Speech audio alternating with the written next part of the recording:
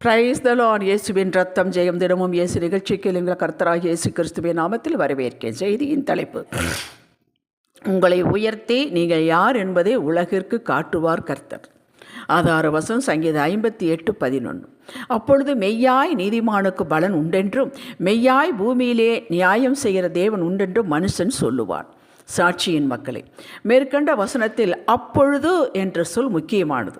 நாம் ஆசீர்வதிக்கப்படுவதை பார்க்கிற மக்கள், ஒன்றுமே இல்லாதிருந்து நமக்கு கர்த்தர் உருவாக்கி தருவதை பார்க்கிற மக்கள், மனிதர்கள், இவர்கள் ஆண்டவரை அறியாதவர்களே சொல்லுவார்கள், இவர்கள் நாம் நீதிமான்கள் என்று. இதை காட்டிலும் நமக்கு யார் யார் இடைஞ்சல்கள் கொடுத்தார்களோ, வேண்டுமென்றே காரணம் இல்லாமல் நம்மளை எதிர்த்தார்களோ, இவர்களுக்கு கர்த்தர் நியாயம் செய்து என் பிள்ளையை தொட்டால் இதுதான் முடிவு என்று காட்டும்போது, வெளியில் இருக்கும் மனிதர்கள் சொல்லுவார்கள், உண்மையாகவே பூமியிலே நீதி செய்கிற தேவன், நீதியை சரிக்கட்டுகிற தேவன் உண்டு என்று.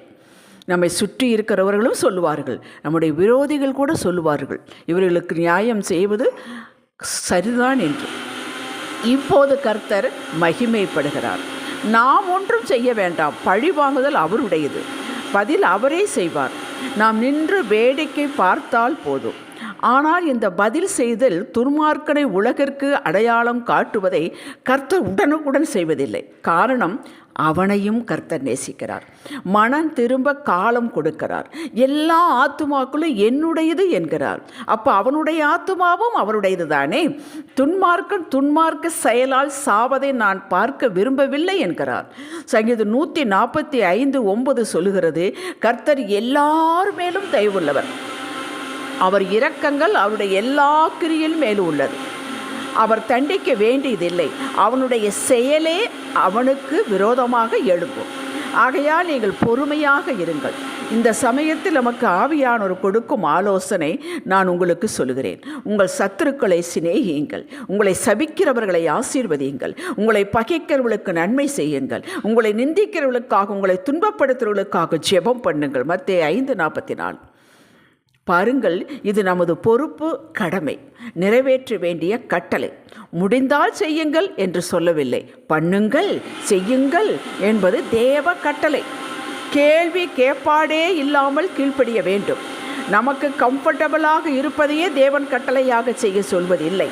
முடியாததும் புரியாததும் நம்முடைய சுயம் உடைபடுகிறதும் பல காரியங்களைத்தான் அநேக வேலைகளை செய்ய சொல்வார்.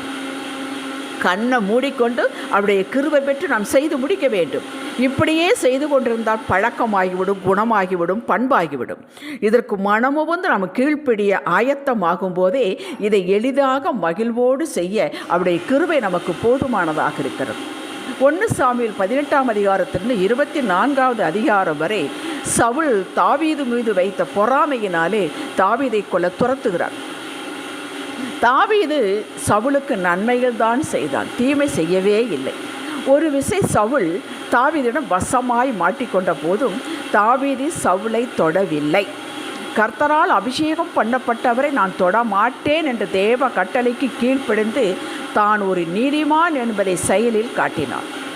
சவுலே தன்னை மாய்த்து கொண்டான். தாவீது வர வர பலத்தான். மனிதர்கள் தாவீதின் பக்கம் சாய்ந்தனர். தாவீதை ராஜாவாக மறுபடியும் அபிஷேகம் பண்ணினார்கள். ஆம், துன்பப்படும் போதெல்லாம் தாவீது சவுலின் மீது கை நீட்டி குற்றம் சாட்டவில்லை. மாறாக பரத்திற்கு நேராக கைகளை உயர்த்தினான். இதை சங்கீதம் 18:18-19 வசனங்களில் நாம் பார்க்கலாம். அவனுடைய சோர்ந்து போகும் சமயத்தில், ஒன்றுமே முடியாத சமயத்தில் மனிதர்களை கை நீட்டவில்லை. என் நிலைமை இப்படி இருக்கிறது என்று பரத்துக்கு நேராகத்தான் சொன்னான். நீதிமானுக்கு வரும் துன்பங்கள் அநேகமாயிருக்கும், கர்த்தரவையில் எல்லாவற்றும் நின்று அவனை விடுவிப்பார் என்றுதான் வேதம் சொல்கிறதே தவிர நீதிமானே எதிரிக்கு பாடம் புகட்டுவான் என்று சொல்லவில்லை. பதில் செய்வது அவருடையது. கிறிஸ்துவ வாழ்வு விசுவாசம் என்ற அஸ்திவாரத்தின் மீது தேவனுக்கு கீழ்ப்பிடிந்து எல்லார் மேலும் அன்பு செலுத்தும் மார்க்கம்.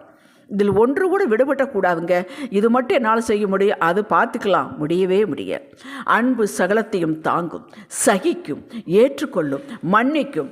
அன்பு பழி வாங்காது. 1 கொரிந்தியர் 13 தயவு செய்து படியுங்கள், அது அன்பின் அதிகாரம். ஒரு சகோதரி என்னிடம் சொன்னது, இவருடைய மாமியார் பெரிய குடைச்சல் கொடுப்பவர். இவர்கள் வீட்டிற்கு வந்துவிட்டு போனாலே கணவன் மனைவிக்கு பல நாள் சண்டை தீராது, கோபமும் இருக்குமா. இந்த சகோதரி இதை பற்றி கர்த்தரிடம் முறையிடும் போது கர்த்தர் உள்ளத்தில் உணர்த்தினாராம், கம்ப்ளைண்ட் பண்ணாதே, எல்லாம் எனக்கு தெரியும், நான் உன்னை என்ன செய்ய சொன்னேன் அதற்கு கீழ்ப்படி என்றாராம். மத்தேயு 5:44 காண்பித்தாராம். முதலில் வாசித்தேன் அல்லவா அதை. உடனே மாமியாரை நேசிக்க, அவர்களை வரவேற்க, கிருபை தாரும், பெலன் தாரு, என் பெலனால் ஒன்றும் செய்ய முடியாது என்று செபித்துவிட்டு தினமும் மாமியாரை இயேசுவே நாமத்தில் ஆசீர்வதித்தார்களாம். பல வாரங்கள் கழித்து எப்போவுமே இவளுடைய கணவரிடம் சொல்லிவிட்டுத்தான் வருவார்களாம். தான் வருகிறதை இந்த முறை மருமகளாகி இந்த சகோதரியுடைய கூப்பிட்டு சொல்லிவிட்டு வந்தார்களாம்.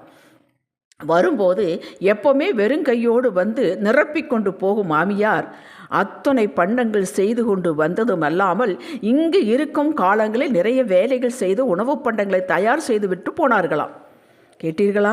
இதை படித்ததும் நானும் இதை செய்தேன், பலன் கண்டேன். ஆகையால் உங்களுக்கு சொல்லுகிறேன், உற்சாகப்படுத்துகிறேன். நீங்கள் அப்படிப்பட்ட யாராக இருந்தாலும் சரி, இயேசுவின் நாமத்தில் ஆசீர்வதியுங்கள். ஆசீர்வதிக்கக்கூடிய வாயிலை ஆசீர்வதியுங்கள். பின் சந்தர்ப்பம் கிடைக்கும் பொழுது செயலில் காட்டுங்கள். ஒரு நாள் சோர்ந்து போய்விடாதீர்கள்.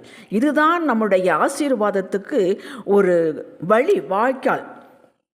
தீமையை நன்மையாக மாற்ற வேண்டுமானால், சாபங்களை ஆசீர்வாதங்களாக மாற்ற வேண்டுமானால், தீமைக்கு பதில் நன்மை செய்துவது தேவ கட்டளை. தீமைக்கு தீமை செய்யாதிருப்பது ஒரு பகுதி, அந்த தீமைக்கு நன்மை செய்வது என்பது அடுத்த பகுதி. தீமைக்கு தீமை செய்யாமல் இருப்பது கிட்டத்தட்ட எல்லாராலும் முடியும் சொல்லலாம். ஆனால் தீமைக்கு நன்மை செய்வது என்பது ஆண்டவருக்கு கீழ்ப்படிந்தால் மட்டுமே முடியும். உங்களை சுற்றில இருப்பவர்கள் சொல்லுவார்கள், இவள் நீதிமான், இவர்கள் ஆசீர்வதிக்கப்படுவது ஒரு ஆச்சரியம் இல்லவென்று சொல்லுவார்கள். ஆமீன். ஜெபிக்கலாம். தகப்பனே, சாபங்களை ஆசீர்வாதமாக திருப்புகிறவர் நீர். ஆகிலும் எங்களுக்கு கொடுத்த உத்தரவு பொல்லாப்பு செய்கிறவர்களுக்கு நன்மை செய்ய சொல்லி இருக்கிறீர். இதை செய்ய உமது கிருபை வேண்டும் தகப்பனே. நன்மை செய்து பாடு அனுபவித்தால் அது உமது பார்வைக்கு பிரதியாய் இருக்கிறது என்று கண்டோம். நீர் பதில் செய்வீர். பதில் செய்வது எங்களுடைய வேலை அல்ல, அன்பு செய்வதே எங்களுடைய வேலை. இதை உமது பலத்தால் செய்து உமது பிள்ளை என்பதை நிரூபித்து உம்மை மகிமைப்படுத்துவோம். இவையற்றெல்லாம் எங்கள் அப்பன் இயேசுவின் நாமத்தில் ஏறெடுக்கிறோம். ஜீவனுள்ள பிதாவே, இன்றைய சிந்தனைக்கு தீமைக்கு நன்மை செய்வேன், இதற்கு இயேசப்பா எனக்கு பலன் கொடுக்கிறார். ஆமேன். ஹல்லேலூயா.